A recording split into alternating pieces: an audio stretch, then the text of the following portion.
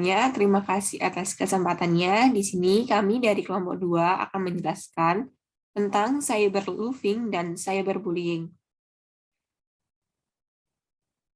Baik, kelompok 2 yang beranggotakan saya sendiri, Intan Wulandari dengan NIM 019, yang kedua dengan Deva Putri dengan NIM 150, yang ketiga Valentina dengan NIM 210, keempat Devinta Yuwana dengan NIM 294, kelima Faranafi dengan NIM 334, dan keenam Nindi Arselina Jaya dengan NIM 466. Langsung dengan apa itu cyberloafing.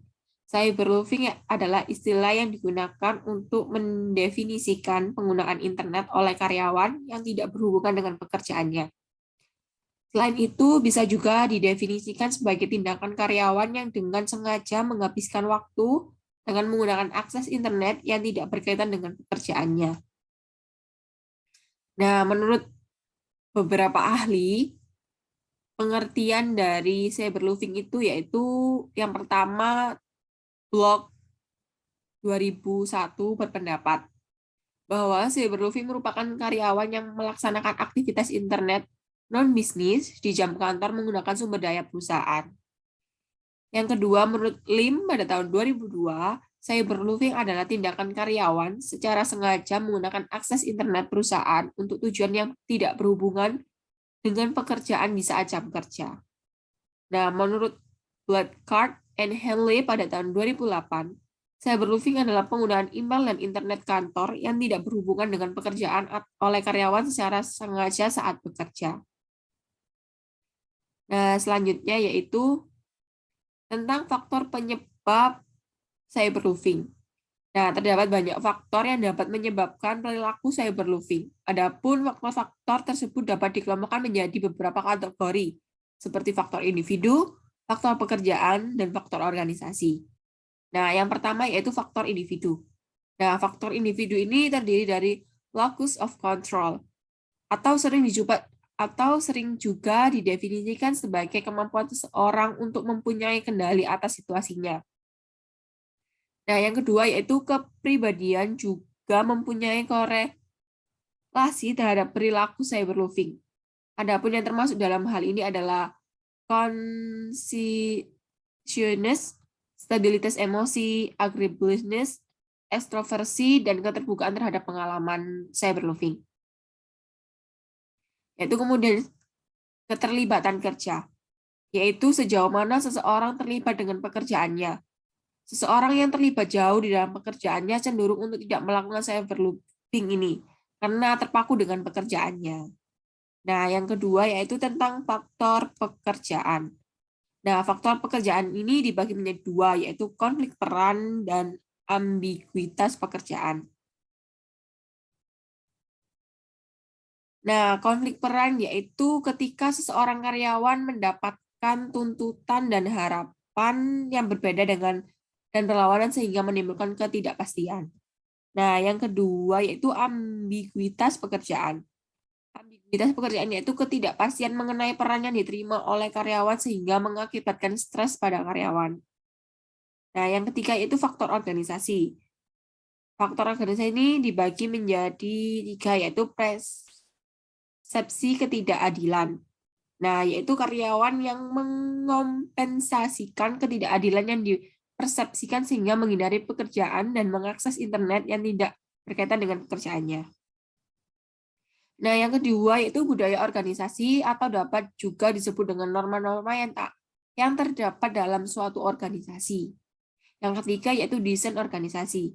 Hal ini mengacu pada struktur dan desain organisasi. Organisasi yang menganut struktur non-birokrasi cenderung menimbulkan perilaku cyberloafing yang rendah. Baik, selanjutnya akan dijelaskan oleh rekan saya. Terima kasih atas kesempatannya. Nama saya Deva Putri dengan NIM belakang 150 akan melanjutkan presentasi dari rekan saya sebelumnya. Yaitu yang selanjutnya ada tipe-tipe cyberloafing. Nah, tipe-tipe cyberloafing ini dikategorikan menjadi 2, yaitu ada minor cyberloafing dan yang kedua ada serious cyberloafing. Nah, yang pertama, untuk minor cyberloafing ini adalah tipe pegawai yang terlibat dalam berbagai bentuk perilaku penggunaan internet umum yang tidak berkaitan dengan pekerjaan. Nah, contohnya itu seperti mengirim dan menerima email pribadi, lalu mengunjungi situs-situs seperti situs olahraga dan lain-lain. Dan yang selanjutnya adalah memperbarui status di media sosial seperti Instagram, Facebook, Twitter, dan lain-lain, dan serta berbelanja online.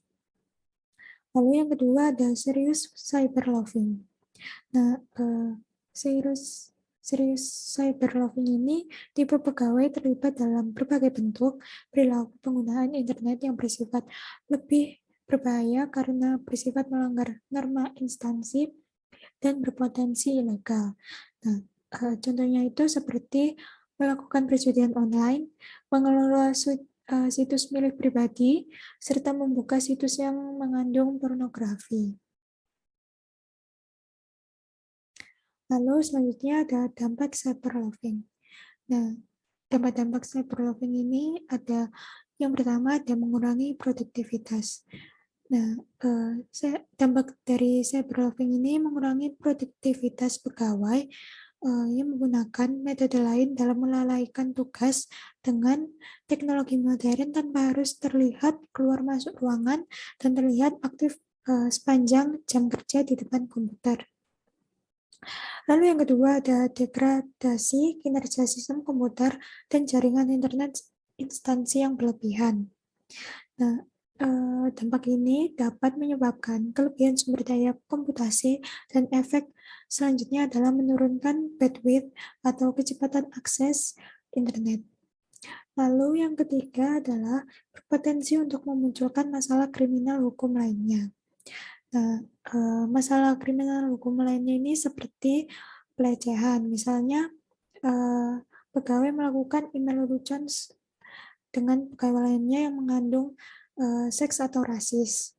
Lalu selanjutnya ada pelanggaran hak cipta, misalnya pegawai itu menggunakan seorang pekerja yang memberitakan kebohongan tentang seorang atasan seperti di chat room seperti itu. Dan yang terakhir melalaikan pekerjaan. Baik, sekian presentasi dari saya. Selanjutnya akan dilanjutkan oleh rekan saya. Baik, terima kasih atas kesempatannya. Saya Valentina Samosir dengan NIM 210 akan melanjutkan presentasi mengenai cara menghentikan cyberloving dengan self-control. Sebelumnya, self-control itu adalah fungsi pusat yang berada di dalam diri individu masing-masing. Nah, self-control ini dapat dikembangkan dan digunakan oleh individu untuk mencapai sebuah kesuksesan dalam proses hidupnya. Pengaruh self-control ini juga dianggap cukup besar karena salah satu proses pengontrolan diri itu adalah bisa dilihat dari tingkah laku seorang individu.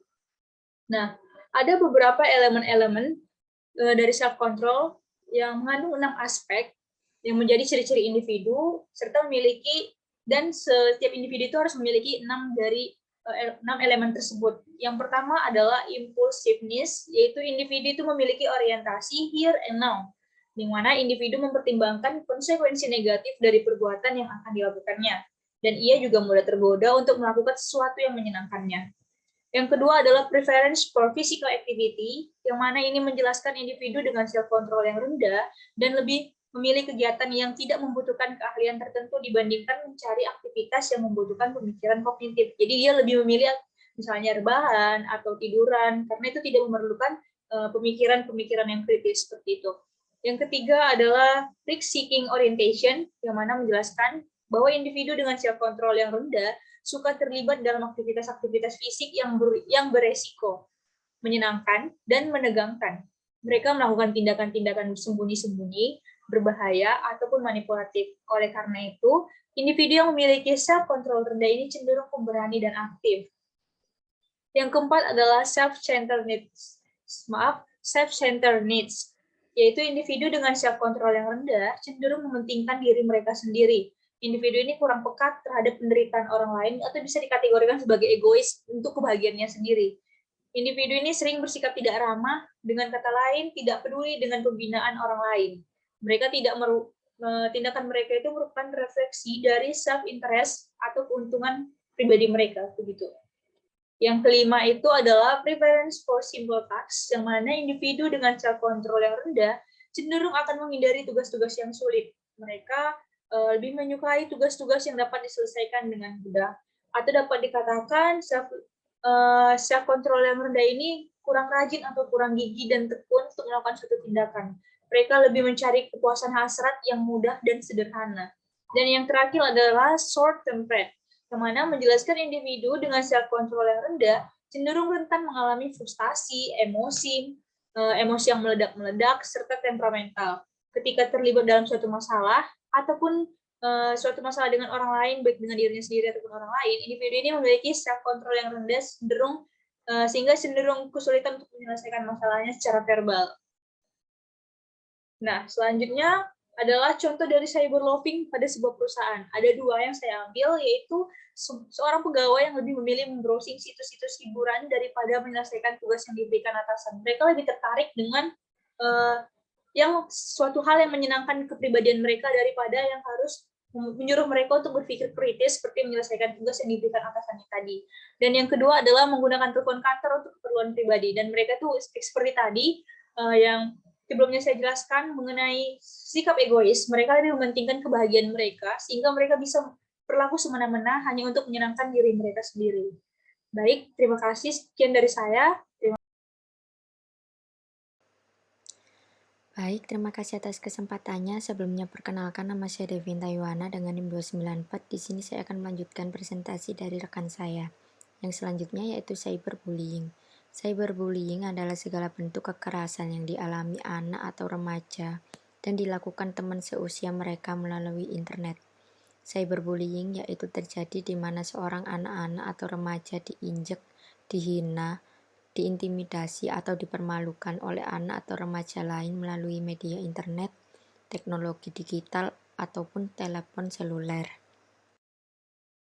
Ada beberapa macam aspek dalam cyberbullying. Yang pertama, flaming. Flaming merupakan perilaku yang berupa mengirim pesan teks dengan kata-kata kasar dan frontal. Perlakuan ini biasanya dilakukan di dalam chat grup di media sosial seperti mengirimkan gambar-gambar yang dimaksudkan untuk menghina orang yang akan dituju. Yang kedua, harassment. Harassment merupakan perilaku mengirim pesan-pesan dengan kata-kata tidak sopan dan ditunjukkan kepada seseorang yang berupa gangguan yang dikirimkan melalui media sosial secara terus-menerus. Yang ketiga, denigration. Denigration merupakan perilaku mengumbar keburukan seseorang di internet dengan maksud merusak reputasi dan nama baik orang yang dituju. Yang keempat, impersonation. Impersonation ini merupakan perilaku berpura-pura menjadi orang lain dan mengirimkan pesan-pesan atau status yang tidak baik. Yang kelima, outing and trickery. Outing merupakan perilaku menyebarkan rahasia orang lain atau foto-foto pribadi milik orang lain, sedangkan trickery merupakan perilaku membujuk seseorang dengan tipu daya mereka agar mendapatkan rahasia atau foto pribadi orang tersebut. Yang keenam, ada cyberstalking. Cyberstalking ini merupakan perilaku berulang kali mengirimkan ancaman membahayakan atau pesan-pesan yang mengintimidasi dengan menggunakan komunikasi elektronik. Sekian presentasi dari saya, selanjutnya akan dilanjutkan oleh rekan saya. Assalamualaikum warahmatullahi wabarakatuh. Terima kasih atas kesempatannya. Saya Farhania Rinda Nindya dengan NIM 2020-310334 akan menjelaskan mengenai faktor-faktor yang mempengaruhi cyberbullying. Nah, di sini ada bullying tradisional dan karakteristik kepribadian. Bullying tradisional ini yaitu peristiwa bullying yang terjadi di kehidupan nyata memiliki pengaruh besar untuk menjadi pelaku dari cyberbullying atau pelaku cyberbullying. Penelitian yang dilakukan oleh Raibel DKK tahun 2009 menunjukkan adanya keterkaitan antara bullying dalam kehidupan nyata dengan cyberspace. Hanya 3,69 anak dari seluruh sampel pernah menjadi pelaku dari cyberbullying. Dari 77 sampel yang teliti terdapat 81% yang melaporkan bahwa mereka juga menjadi bullies dalam kehidupan nyata. Sedangkan di Indonesia, tak jarang korban dari cyberbullying ini adalah juga sebagai pelaku dari cyberbullying. Seperti hasil penelitian dilakukan oleh Rahayu, sebanyak 32 peserta siswa pernah menjadi pelaku dari cyberbullying dan sarana yang paling banyak digunakan adalah jejaring sosial. Selanjutnya ada karakteristik kepribadian. Karakteristik anak yang menjadi pelaku dari bullying yang dikemukakan oleh Kamodeka dan Gosens adalah sebagai berikut. Yang pertama adalah memiliki kepribadian yang dominan dan senang melakukan kekerasan, cenderung temperamen, impulsif, dan mudah frustasi, sering bersikap agresif pada orang tua, pandai mencari alasan pada situasi sulit, terlibat dalam agresi proaktif dan agresi reaktif. Selanjutnya yaitu contoh dari cyberbullying. Korban bernama Ryan Halligan sedikit lambat dalam kemampuan berbicara dan kemampuan motorik. Karena hal itu, Ryan sering menjadi target bullying teman-temannya. Awalnya bullying itu hanya lewat kata-kata. Bahkan tahun 2003, Ryan sempat melawan orang yang membulinya. Pelakuan bullying teman-temannya sempat berhenti dan bahkan mereka menjadi sahabat. Tetapi temannya tersebut malah menyebarkan rumor yang tidak benar tentang Ryan. Ryan menghabiskan banyak waktunya untuk online, terutama menggunakan AOL Instant Messenger. Ternyata Ryan mengalami cyberbullying lewat pesan singkat online dari teman-temannya. Ryan Halligan bunuh diri dengan menggantungkan diri di rumahnya pada Oktober 2003. Ayah Ryan bisa membaca semua pesan singkat online tersebut dari folder hard drive Ryan yang membuat ayahnya menjadi menyadari bahwa teknologi bisa menjadi senjata yang sangat efektif dan mematikan daripada senjata lainnya yang mungkin kita tahu saat ini. Baik, selanjutnya akan dijelaskan oleh rekan saya. Terima kasih atas kesempatannya. Perkenalkan, nama saya Windy dengan NIM 466. Di sini saya akan menjelaskan tentang dampak dari cyberbullying. Yang pertama pastinya akan dipermalukan, karena tujuan para pembuli memang untuk membuat korbannya ini jatuh secara mental demi kesenangan mereka sendiri. Dan yang kedua pastinya akan stres dan depresi. Karena mengalami penghinaan dan tekanan yang terus-menerus ini meningkatkan frekuensi perasaan sedih dan melankolis yang akan mengarah kepada terbentuknya stres depresi pada korban cyberbullying. Yang ketiga yaitu kehilangan rasa percaya diri. Keyakinan terhadap diri sendiri ini perlahan akan menghilang ketika mengalami bullying. Yang keempat yaitu paranoid, cemas, dan selalu merasa tidak aman. Ini juga merupakan dampak dari cyberbullying. Yang kelima, menjadi pelaku seorang. Korban bisa saja menjadi pelaku untuk mempertahankan diri ataupun hanya sekedar meniru. Selanjutnya, akan mengalami gangguan kesehatan kondisi fisik. Fisiknya pun bisa terganggu akibat dirasakan menjadi korban cyberbullying karena adanya tekanan. Lalu yang ketujuh, prestasi yang menurun dan hilangnya minat serta konsentrasi terhadap pelajaran sekolah. Ini menjadi salah satu dampak dari cyberbullying. Yang kedelapan, melakukan tindakan kriminal sebagai bentuk pelampiasan akan bullying dan kekerasan yang dialami. Yang kesembilan, menjadi agresif. Ini juga merupakan perubahan karakter. Yang kesepuluh, menjadi pribadi yang rapuh. Para korban bullying seringkali sulit untuk merasa aman dan percaya diri lagi karena telah begitu seringnya karakter pribadi mereka yang dijatuhkan. Lalu yang 11, terbukanya rahasia-rahasia yang dimiliki. Tidak ada privasi. Karena pembulian berlangsung di dunia maya, maka rasanya akan lebih memalukan bagi para korbannya. Selanjutnya, akan mengalami kecewa pada diri sendiri. Yang selanjutnya juga bertemperamen tinggi atau mudah emosi karena adanya tekanan pada diri sendiri. Yang ke-14 yaitu kehilangan minat hidup. Kehilangan minat hidup ini dikarenakan karena sudah merasa malu dengan dirinya. Lalu yang ke-15 merasa terisolasi. Merasa terisolasi ini artinya dampak dari cyberbullying ini juga berpengaruh terhadap berkurangnya teman dan merasa dirinya ini akan sendiri. Dan yang ke-16 yaitu mengalami gelisah. Dan yang ke-17 juga mengalami gangguan pola tidur karena merasa terganggu atas privasinya yang telah terbuka. Dan yang ke-18 yang paling fatal bisa mengalami bunuh diri karena sudah tidak kuat lagi menahan rasa malu. Sekian presentasi dari kelompok kami. Mohon maaf apabila ada kesalahan. Wassalamualaikum warahmatullahi wabarakatuh.